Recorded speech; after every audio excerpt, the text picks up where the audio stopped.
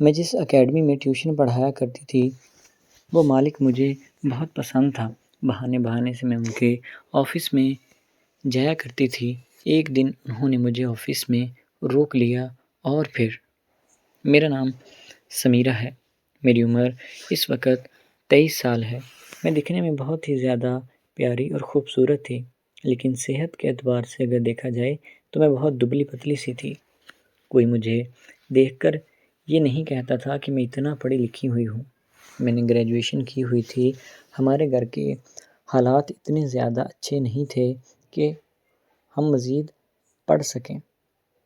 ہم لوگ 4 بہن بھائی تھے۔ میرے بابا ایک پرائیویٹ فیکٹری میں کام کیا کرتے تھے جہاں پر ان کی تنخواہ کوئی بہت زیادہ نہیں تھی، اس لیے میری ماں بھی بہت محنت کرتی تھی تاکہ ہماری پڑھائی مکمل ہو سکے اور ہم لوگ اپنے پیروں پر کھڑے ہو سکیں۔ اس لیے انہیں جو بھی کرنا پڑا وہ ہر کچھ کرتی تھی۔ وہ بھی بہت خوبصورت تھیں، ان میں کسی چیز کی کوئی بھی کمی نہیں تھی۔ اپنے زمانے میں انہوں نے بھی اپنی جوانی میں بہت انجوائے کیا تھا۔ بہت سے لوگ ان کے پیچھے ہوتے تھے، لڑکے تو اپنی جان دینے تک کے لیے بھی چلے جاتے تھے۔ اب یہ معاملہ میرے ساتھ بھی ہو رہا تھا۔ جس یونیورسٹی میں میں پڑھتی تھی وہاں پر بھی لڑکے مجھ سے بہت پیار کرتے تھے، مجھے بہت لڑکے پسند بھی کرتے تھے، لیکن میں گھر کے حالات کی وجہ سے کسی کو کوئی خاص بھاؤ نہیں دیتی تھی، کیونکہ وہ مجھے استعمال کرنا چاہتے تھے اور میں استعمال ہونے کے ابھی بالکل بھی موڈ میں نہیں تھی، کیونکہ مجھے اپنے گھر کے حالات صاف صاف نظر آ رہے تھے، جس کی وجہ سے مجھے پہلے اپنے کیریئر پہ فوکس کرنا تھی اور پھر آگے کا معاملہ بعد میں دیکھنا تھا۔ میں کوئی ایسا لڑکا تلاش کر رہی تھی کہ جس کے پاس پیسہ بھی ہو، تاکہ اگر مجھے کہیں پر سمجھوتا بھی کرنا پڑتا تو کم از کم پیسے تو میرے پاس کچھ آ جائیں۔ اس لیے میں نے فیصلہ کیا ہوا تھا کہ مجھے کسی ایسی جگہ پر ہاتھ مارنا چاہیے کہ جہاں سے میرے ہاتھ کچھ پیسے بھی لگ جائیں۔ اس کے بدلے میں بے شک تھوڑا بہت اوپر نیچے بھی ہو جاؤں تو مجھے کوئی اعتراض نہیں ہوگا۔ تو میں نے ایسا ہی کرنے کی کوشش کی تھی۔ ابھی میرا گریجویشن کا لاسٹ سیمسٹر چل رہا تھا کہ ہمارے گاؤں میں ایک اسکول میں اکیڈمی بن گئی، جس میں انہیں ایک فیمیل ٹیچر کی بھی ضرورت تھی۔ تو میں نے وہاں پر جا کر بات کی تو مجھے نوکری مل گئی تھی، لیکن میری تنخواہ اتنی زیادہ نہیں تھی کہ جس پر میرا گزر بسر ہو سکے، لیکن صرف اتنا تھا کہ میں اپنی یونیورسٹی کے تھوڑے بہت اخراجات مینیج کرنے میں کامیاب ہو گئی تھی۔ اس کے بدلے میں نے سر سے رابطہ قائم کرنا شروع کر دیا تھا۔ مجھے یہی تھا کہ اب میری کامیابی کی سیڑھی مجھے مل گئی ہے، پہلا قدم میں نے رکھ لیا ہے، اب مزید بات آگے بڑھنی تھی۔ میں دن رات یہی سوچتی رہتی تھی کہ میں آگے بات کیسے کروں کہ جس میں کوئی مسئلہ نہ ہو اور میرا کام بھی ہو جائے۔ دن رات اسی سوچ میں گم رہتی تھی۔ ایک دن اکیڈمی کے مالک، جن کا نام قاسم تھا، انہوں نے مجھے اپنے آفس میں بلا لیا اور بلا کر کہا کہ بتاؤ سمیرہ، کیا بات ہے؟ تم بہت پریشان دکھائی دیتی ہو۔ میں نے پہلے تو کوئی بات سیریس نہیں لی، لیکن پھر جب وہ بضد ہو گئے کہ میں پوچھ کر ہی چھوڑوں گا تو اس سے مجھے 2 چیزوں کا یقین ہو گیا تھا۔ ایک تو یہ کہ وہ میرے بارے میں کچھ سوچتا ہے، اور دوسرا یہ کہ اگر اتنا زیادہ فورس کر ہی رہا ہے تو ضرور میرے لیے کوئی نہ کوئی اچھا پلان ضرور ہوگا۔ تو میں نے انہیں بتایا کہ سر، ہمارے حالات کچھ بہت زیادہ اچھے نہیں ہیں۔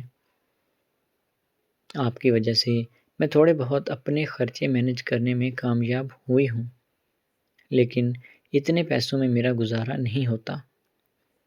اب مجھے کوئی اور کام بھی کہیں تو میں کرنے کے لیے تیار ہوں، لیکن مجھے پیسوں کی شدید ضرورت ہے۔ تو انہوں نے مجھے کہا کہ کوئی بات نہیں، تم پریشان نہ ہو، بس میری بات ماننا اور جتنا تم چاہو میں تمہیں دے دوں گا۔ جب انہوں نے یہ بات کہی تو میں نے ایک دفعہ فوراً سے ان کی طرف دیکھا۔ انہوں نے کہا کہ پریشان ہونے کی کوئی ضرورت نہیں ہے، بس بات ہمارے دونوں کے درمیان میں ہی رہے گی، کسی تیسرے کو اس بارے میں پتہ بھی نہیں چلنا چاہیے۔ تبھی میں تمہارے ساتھ یہ کام کرنے کے لیے تیار ہوں۔ تو میں نے بھی حامی بھر لی تھی، کیونکہ مجھے اس وقت سب سے زیادہ ضروری جو چیز تھی وہ تھی پیسہ۔ اس لیے میں پیسے کی خاطر کچھ بھی کرنے کے لیے تیار تھی۔ میں نے ان سے کہا کہ مجھے ایک سوچنے کے لیے ٹائم دے دیں۔ انہوں نے کہا کوئی مسئلہ نہیں ہے، تم اپنا ٹائم لو اور مجھے بتا دینا۔ میں نے کچھ دن سوچا اور پھر میں نے یہ فیصلہ کر لیا تھا کہ مجھے یہ کام کرنا ہوگا، کیونکہ اگر پیسوں کی خاطر مجھے تھوڑا بہت اپنے آپ کو جھکانا بھی پڑا تو میں اس میں بھی کوئی گریز نہیں کروں گی، کیونکہ ویسے بھی تو فری میں بہت ساری جگہوں پر انسان ایسی ویسی چیزیں کر گزرتا ہے۔ تو میں نے بھی جا کر ان سے کہہ دیا کہ اب جو بھی کہیں گے میں کرنے کے لیے تیار ہوں، بس مجھے تھوڑے پیسوں کی ضرورت ہے۔ انہوں نے میری جب یہ بات سننے کے بعد میری طرف وہ دیکھنے لگے۔ میری طرف دیکھنے کے بعد وہ ہلکا سا مسکرائے اور مجھ سے کہا کہ جاؤ دروازہ بند کر کے آؤ، پھر آج سے ہی کام سٹارٹ کر لیتے ہیں، اور تاکہ اس میں زیادہ دیر ہمیں نہیں کرنی چاہیے، کیونکہ نہ تو میرے پاس اتنا زیادہ وقت ہے اور نہ ہی تمہارے پاس۔ مجھے کام چاہیے اور تمہیں پیسہ۔ اب یہ نہ ہو کہ میں اس کام کے لیے کسی اور کو رکھ لوں اور تم ہاتھ ملتی رہ جاؤ۔ میں نے کہا کہ نہیں سر، آپ جیسا کہیں گے میں ویسا ہی کروں گی، اب جو کام کہیں گے میں وہی کام کیا کروں گی۔ میں کنڈی لگا کے ان کے پاس آئی، وہ بھی اپنی چیئر سے اٹھے اور میرے پاس آ کر کھڑے ہو گئے، اور کھڑے ہو کر مجھ سے کہنے لگے کہ دیکھو میرا ایک آن لائن کام بھی ہے، اگر تم اس میں میری ہیلپ کروا دیا کرو گی تو میں تمہیں مزید پیسے بھی دینے کے لیے تیار ہوں۔